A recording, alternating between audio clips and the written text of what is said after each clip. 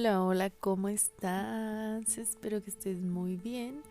Yo soy Tania, artista, artesana y terapeuta, y bienvenido a tu espacio de Café Terapia. Estamos continuando con la serie de los 7 principios herméticos y hoy nos toca uno de mis principios favoritos. En realidad fue de los primeros que sí le entendí, por eso me gusta. Es el principio de polaridad. Y dice más o menos así. Todo es dual, todo tiene polos, todo tiene su par de opuestos. Semejante y desemejante son lo mismo.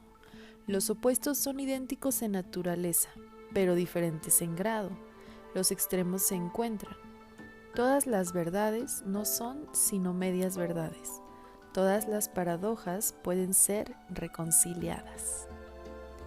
Y para explicarlo mucho más a profundidad, voy a continuar compartiéndote el texto de Poimandres de Hermes Trismegisto. Te recuerdo nuevamente, está en el libro de las enseñanzas secretas de todos los tiempos de Manly Palmer Hall.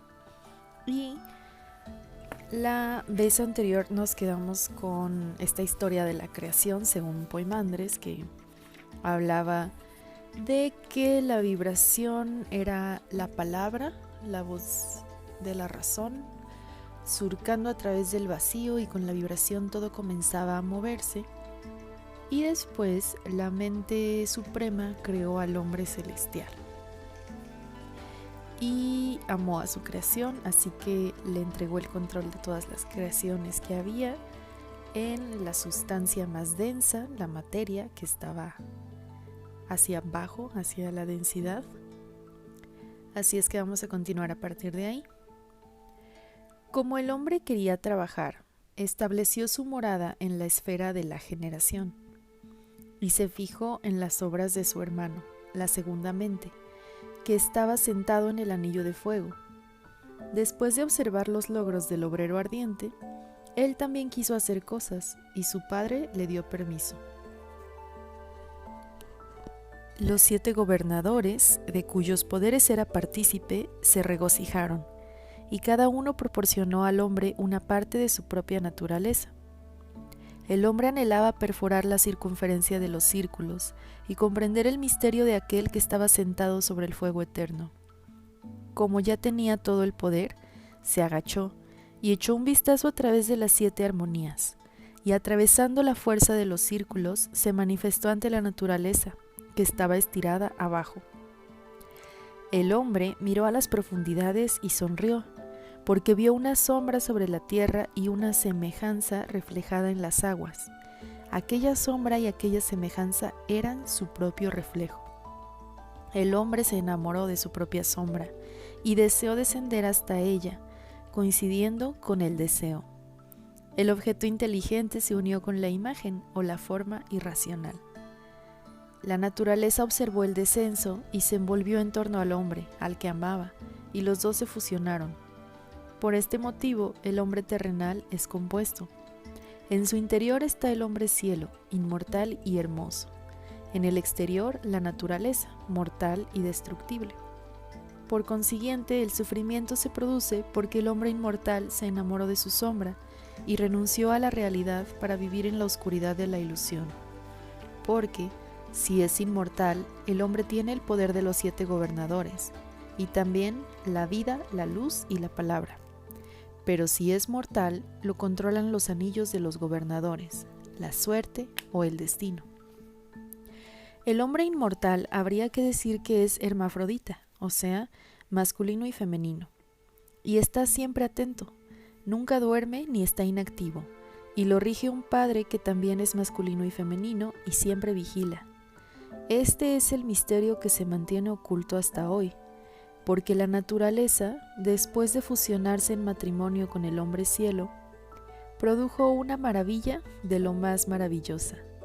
7 hombres, todos bisexuales, masculinos y femeninos, y de postura erguida, cada uno de los cuales es un ejemplo de las naturalezas de los 7 gobernadores.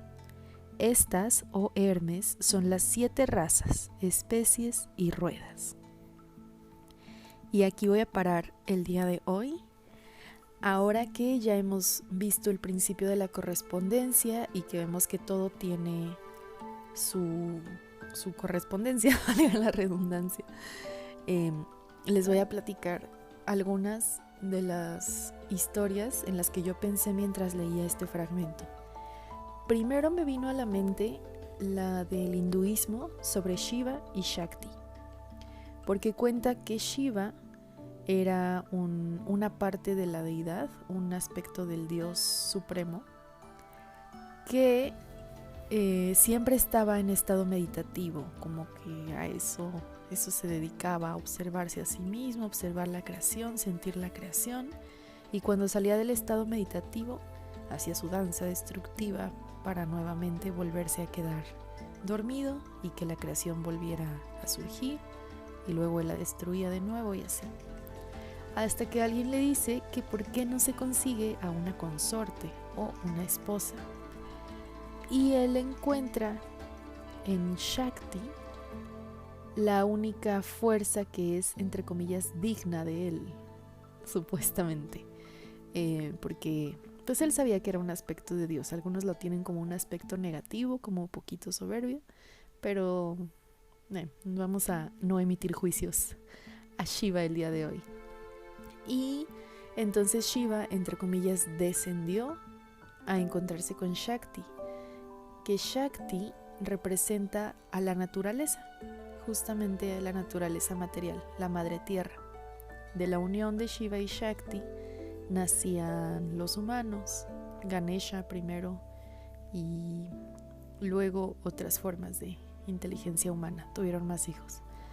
Pero bueno, me hizo recordar esa historia. Por si te gusta el hinduismo, puedes buscarla por ahí. También me hizo recordar al mito de la creación de los griegos, cuando al inicio de todo los dioses primordiales solo eran Nix, la noche, Erebo, la oscuridad, y Gea, la tierra, que pues justamente son las 3 secciones que hay que corresponden con este escrito de Poimandres, en lo cual la noche y la oscuridad serían, entre comillas, el cielo y el espacio intermedio, y la materia, lo que llaman la sustancia densa, sería la tierra. Después habla de que la tierra se fragmentó una vez más y creó al cielo estrellado, de nombre Urano.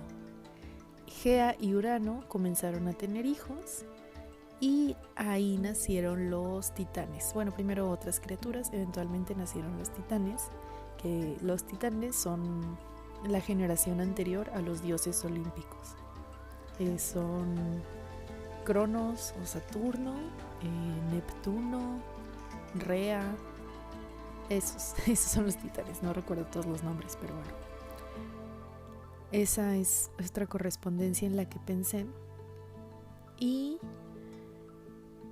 la idea del principio de polaridad es que todo es parte de la misma sustancia, pero sí hay una diferencia. La diferencia está aquí abajo, en el mundo de la materia, que también es el mundo de la proyección, de la ilusión. Cuando el hombre divino se asomó hacia abajo, vio 2 cosas, una sombra y un reflejo. La sombra es uno de los polos y el reflejo de la luz es el otro polo. Y eso lo vemos todo el tiempo aquí en nuestra querida Tierra, en nuestra realidad material. El calor y el frío, la luz y la oscuridad, así tal cual, la luz y las sombras. Que para existir, para que haya una sombra, a fuerza tiene que haber una fuente de luz. No puede existir una sombra si no hay una fuente de luz. Solo existiría como pura oscuridad.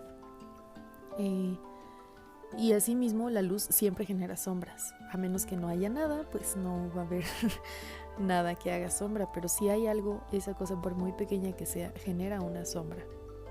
Y un reflejo. También la luz siempre se refleja, siempre. Hay superficies que la reflejan más que otras. Hay superficies sobre las que podemos ver nuestro reflejo nítido, así tal cual es. y hay superficies en las que vemos nuestro reflejo muy opaco. De aquí parte el principio de, le llaman la ley del espejo, que no es tal cual una ley, pero bueno, este dicho que dicen de lo que te choca te checa, y lo que ves en otros es porque también lo tienes tú. Porque sí es cierto, pero a veces lo que vemos en otros es nuestro reflejo, y a veces lo que vemos en otros es nuestra sombra. ¿Ok? Entonces cambia un poquito. Es importante por eso el trabajo de autoconocimiento, que nosotros empecemos a generar ese discernimiento entre lo que es nuestra luz que se está reflejando en otro ser o en un trabajo o en una obra que estemos realizando, y lo que es nuestra sombra de la misma forma reflejándose en un ser o un trabajo o una obra, porque si no, no podemos distinguir. Podemos caer en esta trampa de la mente de pensar que todo lo que nos están reflejando es nuestra luz, o que todo lo que nos están reflejando es nuestra sombra. Y eso nos puede llevar, si únicamente vemos la luz reflejada, a inflar nuestro ego y pensar que somos lo máximo y que todo está bien en nosotros y todos los demás son todo lo que está mal. Y si solo vemos reflejada nuestra sombra, eso nos puede llevar a pensar que estamos muy mal, que todo lo que tenemos nosotros está mal y somos una porquería, somos una basura, porque todo a nuestro alrededor es caos y basura y así. Y la verdad es que no, siempre hay dualidad, siempre hay polaridad en esta realidad material, en esta realidad de la ilusión. Si nos ponemos a meditar, nos vamos ya al plano de la psique, del alma, ahí no hay polaridad, y ahí nos topamos a veces con paradojas o conceptos abstractos en los cuales vemos que sí es cierto pero no es cierto, como que sí existe la verdad, pero también dentro de la verdad hay verdades ilusorias y hay verdades subjetivas, pero también hay verdades objetivas. Entonces, en el tema de la verdad podemos pensar si es objetiva o subjetiva, y la verdad es que son las dos cosas. Perdón si estoy siendo muy redundante, pero la verdad puede ser objetiva, como cuando yo digo la luna refleja luz blanca. Creo que todos como humanidad podemos coincidir en eso, en que la luna refleja luz blanca. Podríamos llamarla una realidad objetiva, pero si yo digo no sé, 20 grados es frío, habrá personas que me digan, no, 20 grados ya hace calor, y habrá personas que me digan, sí, 20 grados es frío. Y habrá personas que usen grados Fahrenheit que me digan, ¿qué onda contigo y tus 20 grados? Entonces, es el ejemplo más sencillo que se me ocurrió, pero así funciona todo, todos los conceptos abstractos, la justicia, el avanzar, el progreso, el orden. Hay cierta paradoja en esos conceptos porque, como dice el principio, todas las verdades son verdades a medias, que se pueden completar si lo vemos ya desde una perspectiva más espiritual en la cual todo es parte del todo. Claramente podemos ver que el bien y el mal son parte de lo mismo, son creados de la misma materia, solo en diferente grado. El bien es una polaridad y el mal es otra polaridad, pero se comportan de una forma bien similar. Para que haya bien o haya mal, tiene que haber una acción. Si no hay acción, no existe ni el bien ni el mal. Entonces, yo te invito el día de hoy a pensar un poco en todas estas cosas que a veces tenemos muy polarizadas, a pensar en todas tus creencias, en todos tus juicios, no para cambiarlos, simplemente para observarlos y a través de esa observación llegar a un mayor autoconocimiento y poder distinguir en qué lugares está reflejando tu luz y en qué lugares está reflejando tu sombra. Para este fin ayuda mucho la meditación, ejercicios de autoobservación, pasar tiempo a solas contigo en silencio, sin música, sin redes, sin aparatos, solo con tu mente, escuchándote, aprendiendo a convivir contigo. Y también ayuda a la terapia, por algo la terapia nos resulta útil como humanidad porque es una forma de autoconocimiento. Depende del enfoque, pero en general todas las terapias te aportan mucho autoconocimiento. En sí, cualquier cosa que puedas hacer para conocerte mejor, también la expresión artística es, en mi opinión, la mejor forma de llegar al autoconocimiento, el dejar que tu alma, tus emociones y tu mente se expresen en algún escrito, sea cual sea, o en algún dibujo o imagen o sonido, darle una expresión a la psique y poder observarla desde afuera como algo materializado es de las cosas que más ayudan para conocerse a uno mismo. Y una vez que te conoces a ti mismo, puedes ver también con más claridad todo a tu alrededor y puedes darte la oportunidad de empezar a conocer mejor a las personas que están a tu alrededor, empezar a conocer mejor sus luces y sus sombras, porque ya vas a conocer mejor las tuyas también. Y eso siempre ayuda al entendimiento, y el entendimiento lleva a una mejor convivencia. Dicho esto, y volviendo al tema de la polaridad, me parece pertinente realizar una observación que es una de las cosas que yo creo, porque muchas veces en el mundo del New Age o la espiritualidad pop te dicen que el mal no existe y que todo es bien y todo es amor y todo es Dios, y sí tienen razón, pero también no tienen razón. En cierto punto tienen razón, porque todo está hecho de la misma sustancia y con la misma mente. Pero al final, cada uno de los seres que existimos elegimos expresarnos a nuestra forma, a nuestra manera. Y yo sí creo que hay seres que eligen expresarse desde la inconsciencia y desde las razones equivocadas. Eligen expresarse desde el dolor y desde las heridas, en lugar de expresarse desde el amor. Así es que estos seres, aunque tal vez no quieran hacerlo, terminan causando daño. Y eso para nosotros podría significar que son malos. Y no solo hablo de seres como personas, sino también organismos, organizaciones, gobiernos, empresas, y ya yéndonos del lado más abstracto y energético, también hay ángeles y demonios, ¿no? Los llamados parásitos energéticos, que se alimentan de emociones de baja densidad porque viven desde su dolor, porque no han podido transmutar ese dolor, aprender a transitarlo y entender que no es lo único, que es solo una parte de. Se identifican con su sombra, entonces piensan que como que su destino es ser malo y estar mal y todo el tiempo estar en el hoyo, contrario a las personas que se identifican con su reflejo, que piensan que son pura luz y puro amor y están aquí para salvar el mundo. El tema de la polaridad es que en cierta forma es divertido para un alma explorar ambas polaridades. Pero llega un momento en el que tiene que elegir si se carga hacia un lado, si se carga hacia el otro o si se queda en el equilibrio.